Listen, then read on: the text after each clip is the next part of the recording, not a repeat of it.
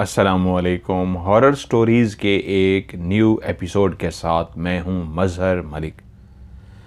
Thank you so much and love you so much आप सबके प्यार भरे फीडबैक का और वीडियो को लाइक करने के लिए। आज की खौफनाक कहानी जो मैं आपको सुनाने जा रहा हूं ये मुझे भेजी है पूजा ने इंडिया से। पिंड है उनका गिलजियां और ज़िला है होशियारपुर। पिंड गिलजियां, ज़िला होशियारपुर। पूजा पहले भी हमें इंडिया से कहानियां भेजती रही हैं। ये जो उन्होंने पिंड गिलजियां लिखा है, ऐसे छोटे छोटे जो देहात आज भी इंडिया या पाकिस्तान में मौजूद हैं, जहाँ पे आज भी बहुत ज़रख़ेज़ ज़मीनें होती हैं, दूर दूर तक इंसानी आबादी नहीं होती, सिर्फ किसान अपनी खेतों में काम करते हैं और ज़्यादातर ज़मीन उगाने के लिए इस्तेमाल की जाती है। जहाँ शहरी ज़िंदगी के अंदर हर तरफ इमारतें ही इमारतें हैं और दिन रात वहाँ पे इंसानों की चहल पहल है, यहाँ तक कि अब रातों को भी इंसान जागते रहते हैं, बाहर फिरते रहते हैं। तो ऐसी जगहों पे जिन्नात की एक्टिविटीज़ कम होती है। देहातों में लोग 7 से 8 के दरमियान, आजकल बहुत ज़्यादा 9 से 10 के दरमियान तक सो जाते हैं, लेकिन वो भी एक मखसूस एरिया जहाँ पे 15, 20, 30 घरों पे मुश्तमिल होता है, वहीं पे ही इंसान जाग रहे होते हैं। बाकी सारा इर्द गिर्द फैली हुई ज़मीनें और उन ज़मीनों पे उगे हुए दरख्त। जैसे ही वहाँ पे शाम का अंधेरा होने लगता है, परिंदे अपने अपने घोंसलों पे वापस आके बैठ जाते हैं और रात की खामोशी उनको सुलाने पे मजबूर कर देती है। वहीं पे वो मखलूक जिनको हम जिन्नात कहते हैं बाहर निकल आती है। जहाँ पे इंसान बहुत कम है, क्योंकि इंसान और जिन्नात के बीच में अल्लाह ताला ने पर्दा रखा है, इसलिए रात जिन्नात के लिए और दिन इंसानों के लिए बनाया गया है। और उन देहातों में, उन वीरान जगहों में, उन बंजर ज़मीनों में, उन खंडरात में जिन्नात शाम होते ही उठ जाते हैं और रात सारी उसी तरह गुजारते हैं जैसे इंसानों के लिए दिन होता है। क्योंकि उनके लिए अंधेरा बनाया गया है, हमारे लिए रोशनी बनाई गई है। इसलिए उन तमाम देहात जो आज भी, जैसे मैंने शुरू में कहा, पाकिस्तान और इंडिया में मौजूद हैं, वहाँ शाम होते ही आज भी ये मखलूक आपको दिखाई दे सकती है। क्योंकि मैं इसका खुद एक्सपीरियंस कर चुका हूँ। अमेरिका में भी न्यूयॉर्क कितना बड़ा शहर है, जहाँ की मैनहट्टन, जहाँ की दुनिया से, आसमान से बुलंद इमारतें, आसमानों से बातें करते हुई बुलंद व बाला इमारतें हैं, लेकिन उससे थोड़ा सा ही घंटा 1.5 घंटा आगे चले जाएं तो पूरा एक ऐसा जंगल है जहाँ पे दरख्त ही दरख्त हैं, जानवर, हिरन पाए जाते हैं। मैं आपको आगे वीडियो में भी दिखाऊंगा। और वहाँ पे जैसे ही शाम होती है तो आप खुली आंखों से इस मखलूक को भी देख सकते हैं, क्योंकि वहां पे इंसानों का बसेरा नहीं होता। पूजा कहती हैं, कुछ दिन पहले मेरी बहन मेरे घर आई हुई थी और उसने मुझे एक वाकया सुनाया। वो कहती है, गर्मियों की छुट्टियां थी, मैं अपने बच्चों के साथ, वो भी एक उनका पिंड है, वहां पे वो रहती हैं, उनकी फूफो का घर था, तो उन्होंने सोचा छुट्टियां गुजारने के लिए 1-2 दिन के लिए हम फूफो के घर चलते हैं और वहीं चल के ही रहते हैं। वो अपने बच्चों को लेके फूफो के घर पहुंच गई। मुझे उन्होंने उस घर की तस्वीर भी भेजी है। बहुत प्यार से फूफा मिली। इर्द गिर्द के लोग एक दूसरे से जानते होते हैं। जब कोई दूसरे देहात से किसी के घर में रहने के लिए आए तो लोग मिलने के लिए आते हैं, क्योंकि आज भी देहातों के अंदर दुआ सलाम बहुत अच्छी होती है, ख्याल रखना बहुत अच्छा होती है। तो पूजा की सिस्टर के साथ भी वहाँ के इर्द गिर्द के जो लोग थे वहाँ पे वो मिलने के लिए आए। सारा दिन उन्होंने बहुत ही ज़बरदस्त गुजारा, हंस खेल के गुजारा। और जब रात हुई तो वो एक कमरे में, जो फूफो का घर था, जहाँ पे लेटने के लिए, सोने के लिए वो सारे लेटे, तो वहीं पे उनकी 4 बहुएं हैं फूफो की। तो एक बहू वहीं अपने बच्चों के साथ, उनके साथ बातें करती करती वहीं पे ही इस अंदाज में लेट गई, जैसे मेहमान आए होते हैं, बातें करते करते आप वहीं लेट जाते हैं। तो महसूस हुआ जगह बहुत कम है और हमें इस अंदाज में करना चाहिए कि यहाँ पे सारे नहीं सो सकते। तो उस बहू ने कहा, आप ऐसा कीजिए, जगह कम पड़ रही है, आप मेरे साथ उस कमरे में आ जाइए। वो लोग उठे और साथ जो बना हुआ कमरा था वहां पर जाकर सो गए। बिल्कुल जिस तरह पूजा की सिस्टर का देहात था, उसी तरह ये भी एक देहात था जहाँ पे रात के 9 बजते ही सब गहरी नींद सो जाते थे। यहाँ तक कि जानवर भी जो अपने अपने चारा को खा के बाड़े में बांधे होते थे वो भी सो रहे होते थे। इस गांव में भी ऐसा ही मंजर था, सारे अपने घरों में खामोशी की नींद सो रहे थे। रात को कोई गुजरने वाला कोई परिंदा शायद कभी कभी चहचहाता, कभी कभी बोलता तो ज़रूर एक अजीब सा एहसास होता। उसकी बहन बताती है कि मैं सोई हुई थी कि रात का कौन सा पहर था कि मेरी आंख खुल गई। सारा दिन मसरूफ रहे, थके हुए थे, सो गए, आंख खुलनी नहीं चाहिए थी। ऐसे मौक़ों पे जब आप थक जाते हैं, एक्टिविटीज़ ज़्यादा होती है, आपने सफ़र भी किया होता है, तो आपको गहरी नींद इस तरह की आती है कि आंख नहीं खुलती, सुबह जाके आंख खुलती है। तो मेरी आंख क्यों खुल गई? मैं अपने आप से पूछने लगी। कमरे में ज़ीरो का बल्ब जल रहा था। सांसों की आवाज़ थी, जो इर्द गिर्द बच्चे सो रहे थे वो सांसें ले रहे थे गहरी नींद में जिस तरह। लेकिन मुझे आंखें तो खुल गई, लेकिन ऐसा लगा कि मैं क्यों जागी हूं, मुझे आंखें बंद करनी चाहिए और मुझे सो जाना चाहिए। जागने की कोई वजह नहीं है, टाइम ऐसा नहीं हुआ कि उठने का टाइम हो, वॉशरूम की हाजत होती है वो भी नहीं है, तो फिर मैं क्यों जागी हूं? शायद वैसे ही मेरी आंख खुल गई है। कहती मैंने अपनी आंखें बंद की और सोने की कोशिश की, मुझे नींद ही ना आए। ये क्या हुआ है? मुझे नींद क्यों नहीं आ रही? मैंने आंखें खोल दी और फिर से अपने आप से कहा क्या हुआ, मैं क्यों जागी हूँ? रात के इस पहर तो मैं जागती नहीं होती, बच्चों का ख्याल रखते हुए, काम काज करते हुए बहुत मसरूफ़ होती हूँ, तो थकी होती हूँ, तो आज ऐसा क्या हुआ है? अभी मैं इन बातों में उलझी हुई सोच रही थी कि मैं क्यों जागी हूँ, मेरी आंख क्यों खुली है। तो उसी लम्हे मेरी कानों ने एक आवाज़ को सुना। जो पास पड़ा हुआ सोफ़ा था, उस कमरे के अंदर उस सोफे पे किसी ने करवट ली थी शायद, या कोई हिला जुला था। तो उस सोफे के अंदर एक आवाज़ सी जो पैदा होती है, तो उस कमरे के अंदर मुकम्मल खामोशी और ज़ीरो का बल्ब चल रहा, हल्की हल्की रोशनी, लेकिन रोशनी उस सोफे पे करवट बदलने की आवाज़ की वजह से, हलचल की वजह से मेरी गर्दन घूम गई और मैंने उसी सिमत देखा। तो मैं ये देख के हैरान रह गई। वहाँ पे एक लड़का पहले दूसरी तरफ शायद कमर मुंह करके सो रहा था, उसकी कमर हमारी तरफ थी। अब वो इस अंदाज में करवट लेके सोया था कि उसका मुंह हमारी तरफ हो गया था। मैंने जैसे ही उस लड़के को देखा तो मैं एकदम से चौंक गई कि ये कमरे में कैसे आ गया। इस कमरे में जब हम सोने लगे थे, या तो मेरे साथ बच्चे थे या उनकी बहू थी, लड़का तो कोई भी नहीं था। हम कमरे में दाखिल हुए थे, हमने कमरे को अंदर से बंद किया था और बंद करने के बाद हम सोए थे। तो ये कहां से आ गया? वहीं गर्दन को उसी तरफ मोड़े मोड़े मैं उस लड़के को देखना शुरू हो गई। देखते देखते मुझे एकदम से एहसास हुआ जैसे मैं इस चेहरे को पहचानती हूं। वो आंखें बंद करके सो रहा था, लेकिन उसके क्योंकि मुंह उसने करवट हमारी तरफ ली हुई थी, उसका चेहरा मेरी तरफ था, तो मैं उस चेहरे को क्लियर देख सकती थी।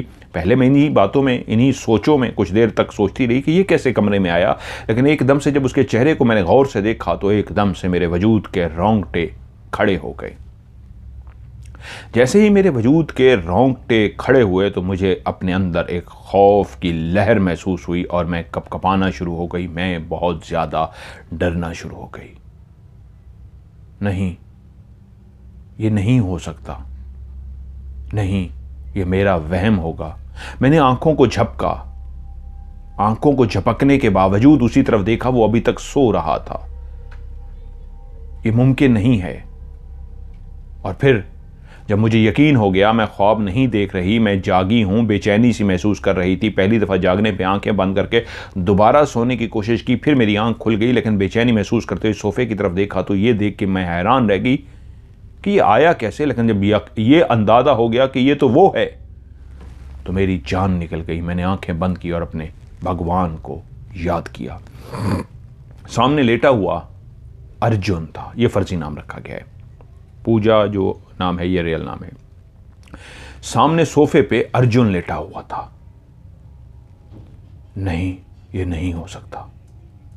मैंने जब भगवान को याद किया, आंखें बंद की, अपने बच्चों के ऊपर हाथ रख लिया और भगवान को याद करती रही। थोड़ी देर के बाद फिर से मेरे अंदर जैसे हिम्मत सी हुई। मैंने सोफे की तरफ देखा तो सोफे के ऊपर कोई भी नहीं था। लेकिन उसके बाद फिर मैं सो नहीं सकी। सुबह के करीब कहीं जाके मेरी आंख लगी और मैं सो गई।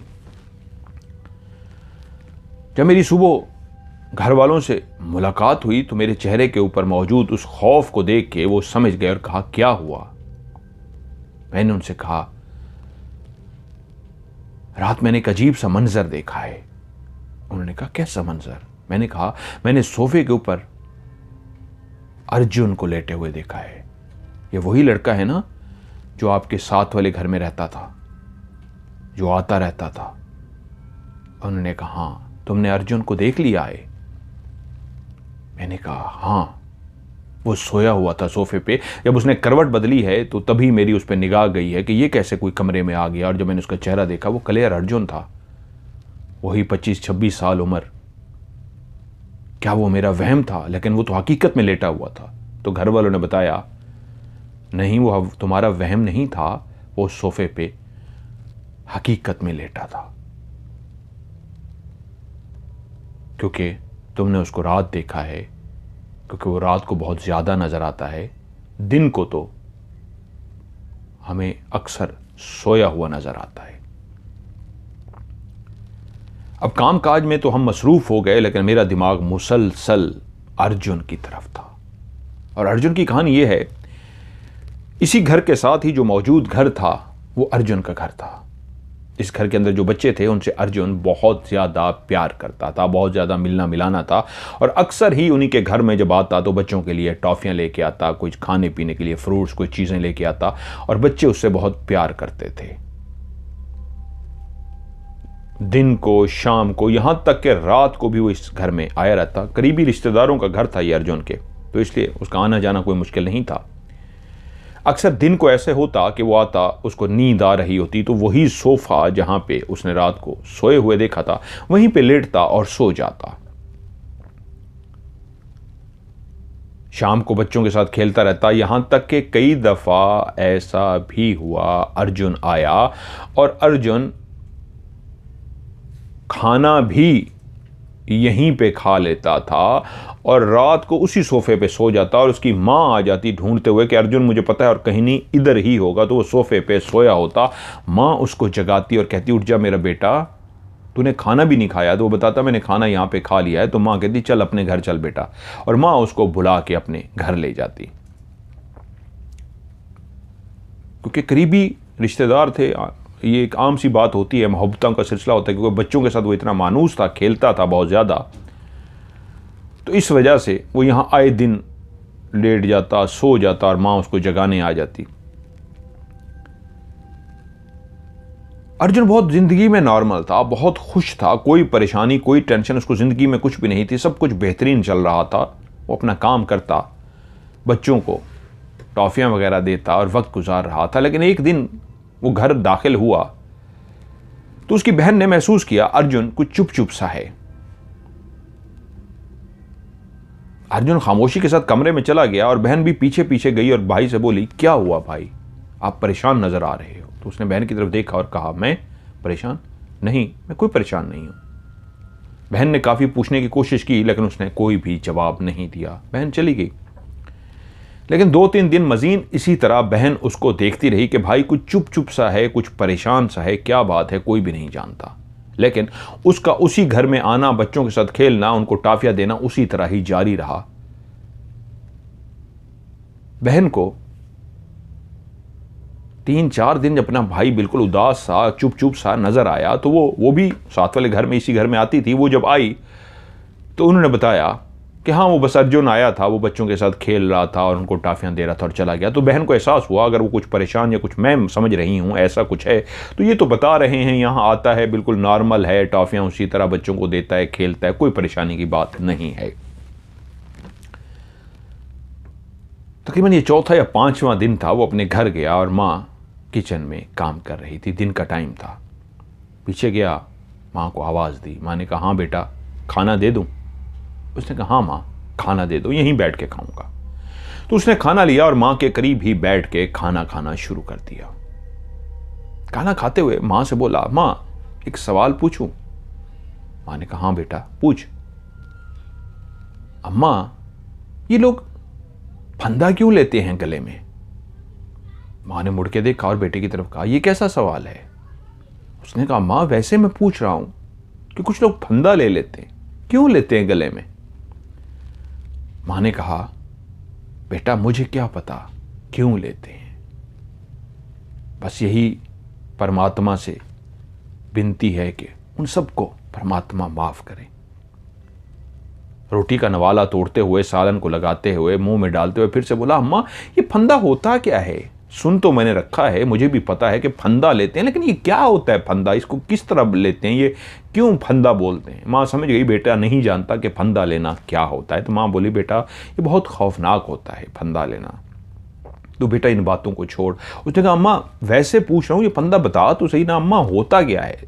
तो माँ अपने काम में मसरूफ बेटे की तरफ देखे बगैर बोली, बेटा ये बहुत खौफनाक जिसको फंदा बोलते हैं ना, जिसको अपनी ज़िंदगी से नफ़रत सी हो जाए, जिसको अपनी ज़िंदगी से रूठ जाए, जिसके दिल में ज़िंदगी रूठ जाए, जो उदास हो जाए, या परमात्मा जाने उसके दिल में क्या आ जाए, वो ना अपने वो जो पंखे वाली जगह होती है वहाँ पे कोई रस्सा बांध के, कोई और लड़की होती है तो दुपट्टा बांध के, कुछ भी इस तरह का बांध के वो नीचे तक ले आते हैं।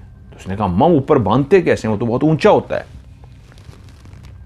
माँ बोल रही है, बेटा कोई स्टूल रखते होंगे, कोई चीज़ रखते होंगे, कुछ भी रखते होंगे, हमने तो यही सुना है कि स्टूल या कोई चीज़ रख के वो ऊपर उसके ऊपर खड़े हो जाते हैं और वही जो फंदा होता है वो अपने गले में डाल देते हैं और अपने गले में डाल के वो जो जिस चीज़ पे खड़े होते हैं उसको गिरा देते हैं।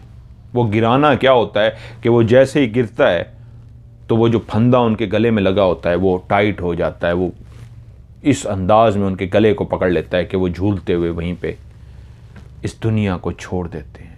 लेकिन तू क्यों पूछ रहा है मुझसे इस तरह की बातें? मत पूछा कर, मैंने भी पता नहीं तुझे क्यों बताना शुरू कर दिया। चल खाना खा। हाँ माँ मैं खाना ही खा रहा हूँ। वो अपना खाना खाने लगा। अम्मा काम काज में मसरूफ़ हुई। उसी तरह वो बाहर गया, शाम को वो बच्चों के पास गया, उनके साथ खेला, टॉफ़ियाँ शाफ़ियाँ दी उनको और उनके साथ गपशप की। और बहन भी आज घर में आ गई, देखा भाई बच्चों के साथ उसी तरह नॉर्मल है, उनके साथ खेल रहा है, गपशप कर रहा है, प्यार कर रहा है, बच्चे भी उसके साथ प्यार कर रहे हैं और सब कुछ नॉर्मल है। बहन भी रिलैक्स हो गई। वो वहाँ से उठा और रात को अपने घर गया। माँ ने खाना दिया, उसने खाना खाया और खाना खाने के बाद वो अपने कमरे में सोने के लिए चला गया। जब सुबह नाश्ते का टाइम हुआ, सारे उठ गए, माँ नाश्ता बनाना शुरू हो गई तो बेटे को आवाज़ें देना शुरू हो गई, क्योंकि नाश्ते का टाइम था। उठ जाओ मेरा बेटा, उठ जा, मुँह हाथ धो ले और नाश्ता कर ले।